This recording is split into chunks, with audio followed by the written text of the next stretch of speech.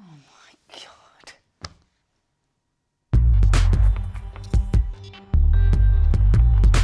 Hello there! You're watching season 12 of The Struggle. And like any TV show, everyone's favourite season is always the 12th.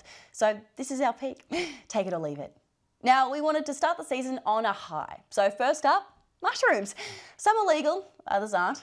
Regardless, both have the potential to be deadly. We cross live now to Victoria Police's officers interrogate some potentially fatal fungi. Now, let me paint the picture for you. A number of people are dead, a suspected poisoning at a family luncheon, and I think you are responsible. Do you have anything to say for yourselves? Amy yeah. Are any of you familiar with the dish beef Wellington? Did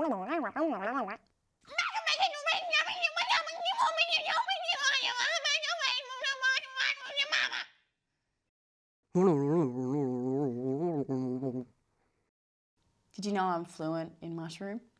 Yeah, it was an elective at my public school. Oh, hey! Now, unless you're Patrick and permanently live under a rock, you've likely become familiar and fallen in love with Australia's Golden Girls, the Matildas. Now, let's hear from some people who definitely didn't care about them a month ago. Hello, I am on site today at Federation Square to watch our Matildas play soccer and show support. If you had to name the kangaroo of support, what would you name it? Caitlin Ford, 100% Caitlin Ford. Oh, that is tough. That is really tough. I reckon Tilly, like after the Matildas. I don't know, I'm going to say Joey just because it's small, even though it's a kangaroo. It's got to be Tilly. This is a tough question. Like, maybe Sam, just because Sam Kerr, but that's a bit biased to one player. Tilly's. Maybe Tilly. Maybe Tilly. I like that. Yeah, maybe Tilly's the one. The name. Skip. Skippy. Yeah, Skippy. I can just skip. Yeah, I think I agree with that one. Yeah, Skip. yeah. I think we should name it Rooster. Tilly. Tilly, yeah. Really? Yup, it's just completely unexpected. Ooh, let me think. Yeah, Tilly. You can't go past Sam. Tilly, Yeah, Tilly. Oh, even Skippy. Tilly or Matilda, something basic like that. Oh, don't mind me, keep going with the show. So I understand I'm here today to, yikes, address your biggest political concerns for the government. Guess I'm ready as I'll ever be. Go on. The biggest issue facing Aussies is the cost of living crisis. Now interest rate rises have paused again. Do you think we'll see any more rises? That's a really good question. Speaking of interest rates rising, how good were the Matildas? I don't think I've ever seen this much national interest in soccer. Next question, please. Debate about the Indigenous voice to Parliament referendum has never been more toxic and divisive. Do you think the government will endure the pressure to call off the referendum? Look, when it comes to enduring pressure, I'm reminded of the Matildas' penalty shootout against France. I mean, could you even imagine performing under that kind of pressure? Gee, you can't even answer a simple question. I wouldn't want to see you take the pen. With Labor's housing bill coming back before the Senate, could you comment on whether the government is going to be able to get it done this time around? Nah, I don't think I will. You know who probably could get it done though? Tilly's goalkeeper, Mackenzie Arnold. Talk about standing up when it counts. You're not even. I'm sorry, you've actually had your question already, and that's all I have time for. Now you faithful Matilda supporters, just keep on watching them and don't you worry about what we're up to. Good on you.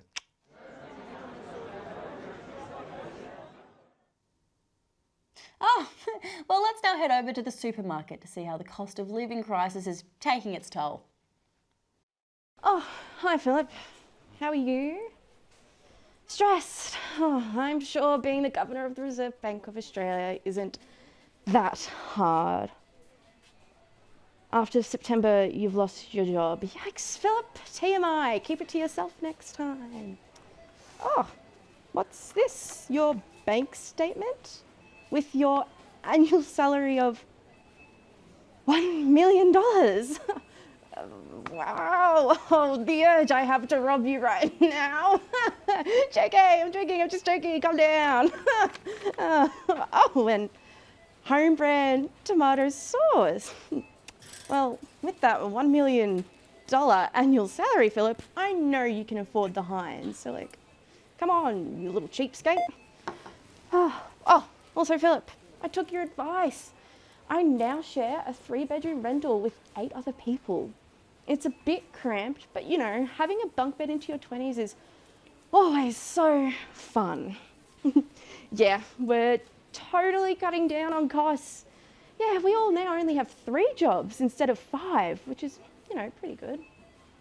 Yeah, well, we need to work 3 jobs because you raised interest rates, which meant our rent increased, but our wages didn't increase. So we are stuck in this weird little standstill, aren't we? Oh yeah, and all those avocados and oat milk we buy are totally chewing through the rest of that pay. Oh, Philip, I didn't mean to make you sad with my little working class woes. I guess the poor just have that effect on you. This'll cheer you up though. I no longer blame you for never being able to own a home. That dream is long gone now, with my 7.1% index to my HEX debt. Oh, what's this? Your university degree that you got for free in 1985. Wow, you don't know how that got into your shop? Interesting. Anyway, your total seems to be $2 because you bought the home brand tomato sauce and then filled the rest of your basket with your riches. No, it's totally fine. But hey, have you ever considered going bungee jumping without the cord? Crap. Is that time? Oh my god. Thanks for shopping with us, I guess. I don't know. I gotta go. Yada yada yada. See ya. Gotta get to the other job. Isn't capitalism great? We now cross to a pair of capitalism's biggest fans. Hi, I'm advertising executive Barbie. I tried to find my place in the real world. I wasn't really good at anything, so naturally now I'm in marketing. And I'm also here because purpose is hard.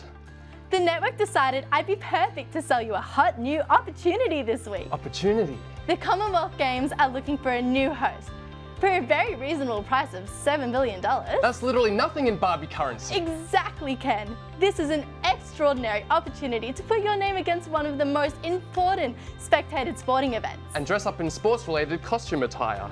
It's an excellent chance for your state to gain significant exposure, experience, and a boost to tourism. And pat many horses in the horse sports. It will help your economy, tying your name to a showcase of great athleticism. And it's a win for feminism too, in some ways. So who wants to buy the 2026 Commonwealth Games? Like seriously, who wants it? Please? Terms and conditions apply. Barbie and Ken are not liable for any claims of your purchase being classified as reckless spending or detrimental to the state budget. We recommend against building temporary sporting venues in regional areas upon purchase. Once accepted, no backseas or tradesies.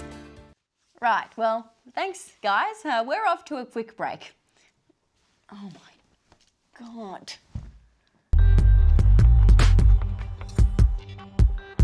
Oh, guys, I'm so glad you're back. The media has just been alerted that not looking where you're going might mean you fall over. Shocker. Anyway, while you're still here, let's dive headfirst into our injury report. Former Australian Deputy Prime Minister Barnaby Joyce scored a spectacular own goal as he watched the Raw Matildas World Cup match. He has been diagnosed with a political concussion.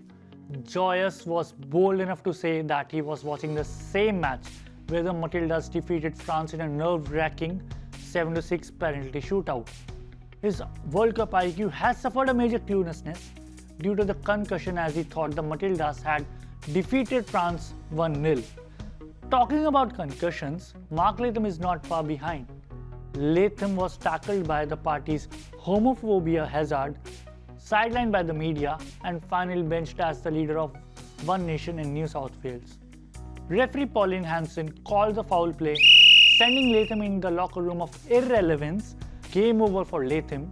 Even Andrew Bolt won't give him a free kick now. Well, if you're gonna be dumb, you've got to be tough. Now, speaking of dumb, injuries, it has been revealed that Donald Trump may be indicted for a fourth time in coming weeks after documents were leaked on X, revealing some serious charges he could be facing. Behaviour crusader Supernanny is here to tell us all about Trump's alleged naughty acts. Thank you so much for joining us, Jo. Thanks for having me, Ren. I have to say, I'm not surprised. Donald has a history of behaving very badly. A fourth indictment. And what I've discovered in my investigation is that it's for RICO charges. Naughty Donald. Naughty Donald indeed. But what are RICO charges? Racketeer-influenced and corrupt organisations charges are a series of penalties that target those involved in organised crime. They've previously been used on the mafia and, weirdly, Shein. And I have to say, they're not very effective. In my opinion, being charged is not an age-appropriate punishment. Wait, what? You don't think Donald Trump, a former president, should be charged for having a role in organised crime? Look, Ren, we've indicted Trump 3 times already, and clearly this punishment isn't working.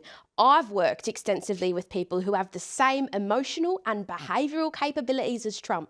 Little children. And in my experience, the best punishment for a child is the naughty corner. 1 minute for each year of age. So for Trump, 1 hour, 17 minutes. You believe that putting a billionaire who was allegedly involved in organised crime, they should be put in a naughty corner? Absolutely. I would go as far as to say that if Trump had been put in the naughty corner after he suggested people should inject themselves with bleach, we could have avoided the storming of the Capitol. I say Biden needs to go down to Mar-a-Lago, stop Trump on the golf course and say, Donny, you've been a very bad boy and you're hurting the people around you. We don't hurt Americans, do we, Donny? And then take him to a quiet corner of the course, perhaps a sandbank, make him sit there, give him some blocks and a little pail and shovel, and he can build sandcastles till his heart's content. Well, yeah, that is certainly an idea. Thank you so much for your expertise, Supernanny.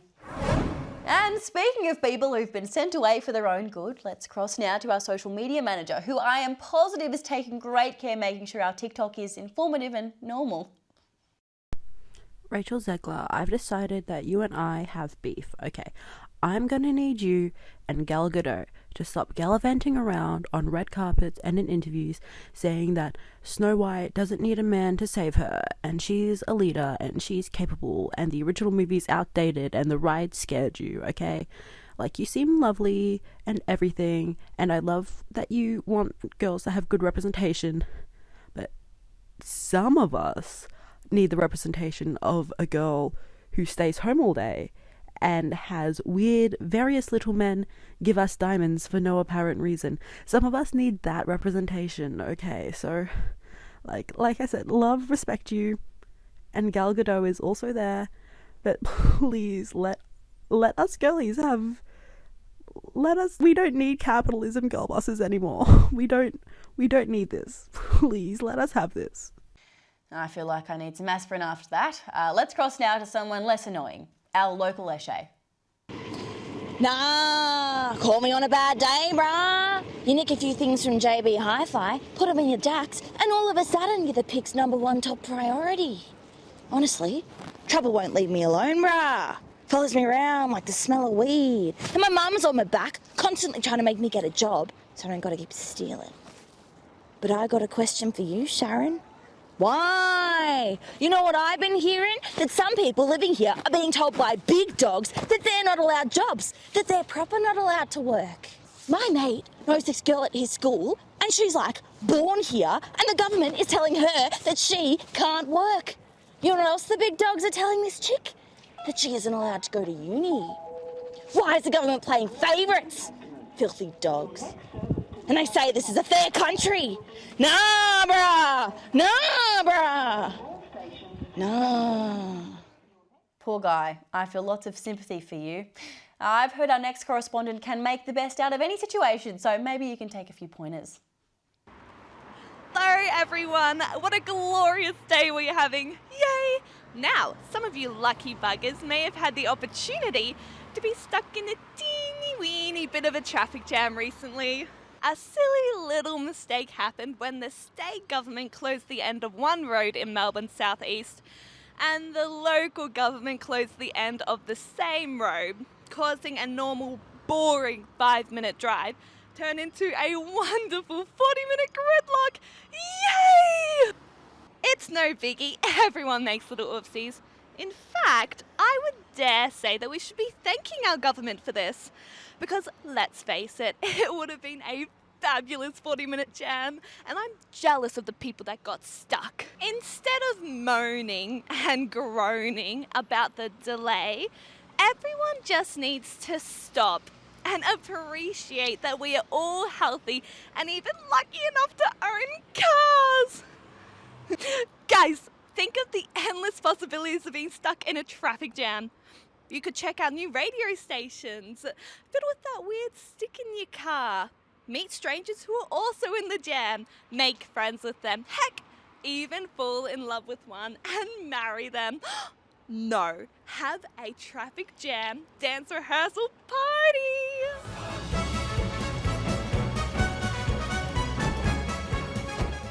Or if you don't like the sound of that, which I don't know why you wouldn't, don't drive a car at all. We have legs for a reason. Yes, it may end up taking 7 hours to walk, but just think of the beautiful sunshine you will get on your skin. Yay, vitamin D! Just look at this happy camper stuck in a traffic jam. Anything is possible, think happy thoughts! Drive safe. Well, we're off to a quick break.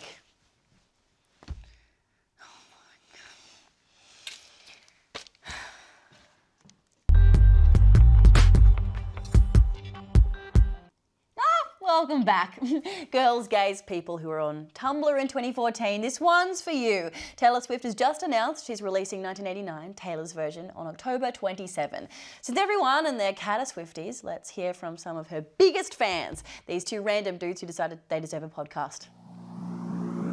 1, 2, 3, 4.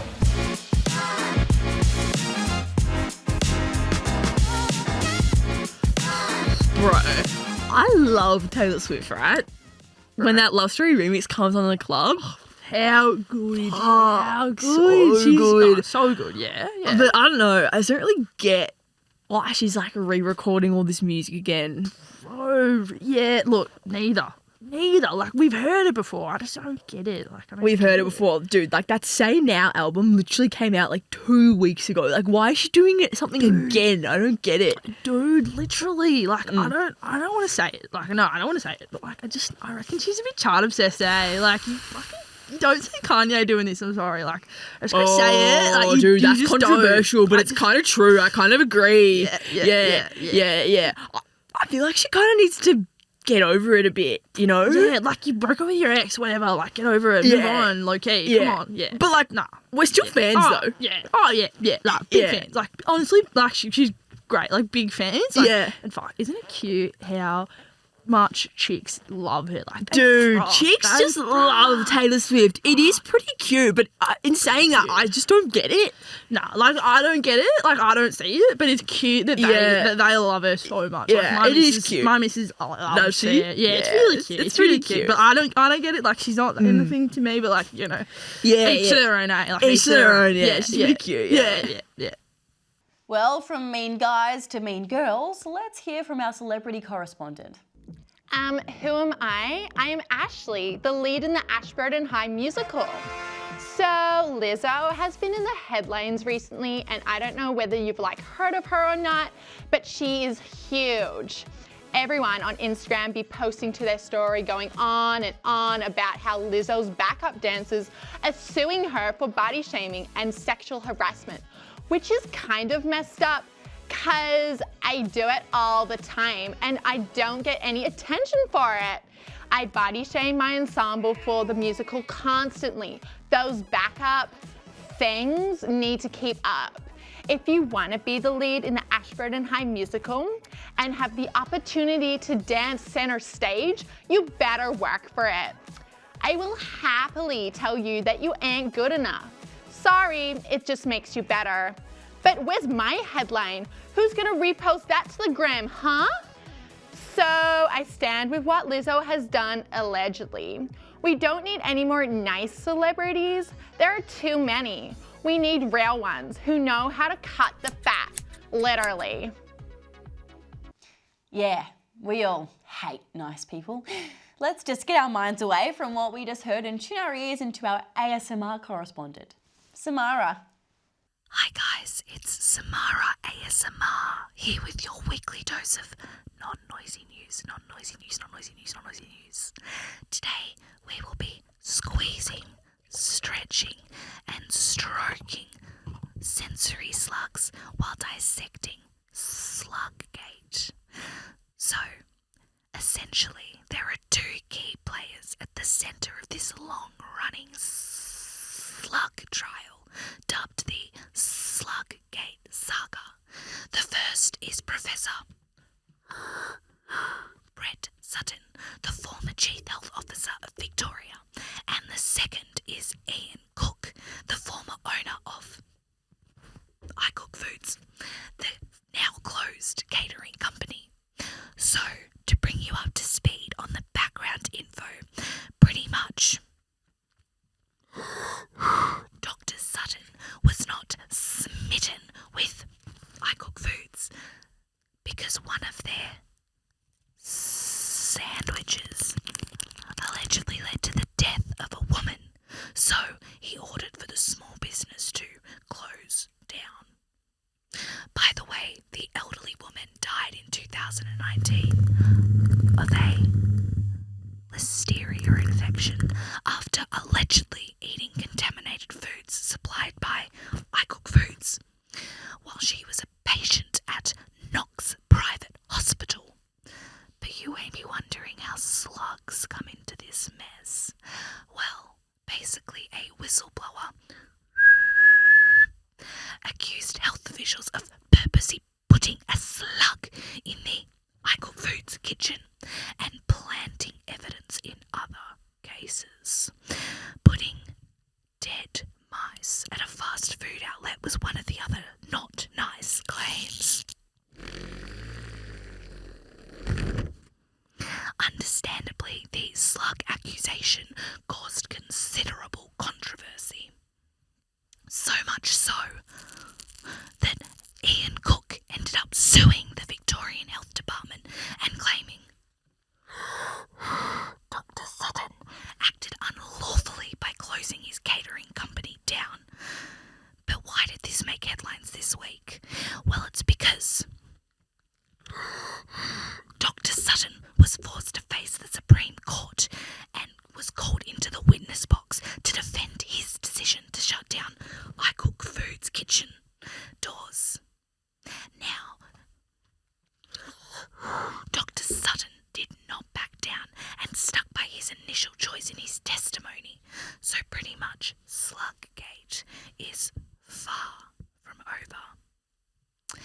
Samara ASMR, over and out. Over to China now, where recent heavy rain and flooding have devastated areas of the country. China's president, Xi Jinping, has faced criticism for not visiting affected zones, prompting questions as to the leader's whereabouts. Ah yes, a leader going MIA during a disaster takes us back to the glory days of former Aussie PM Scott Morrison, who infamously kicked back in Hawaii while Australia was ablaze. Of course, with Hawaii now up in smoke, it's fair to say Morrison will be giving Honolulu a wide berth for quite some time. But not all is lost for ScoMo, as he has just announced the destination of his next holiday.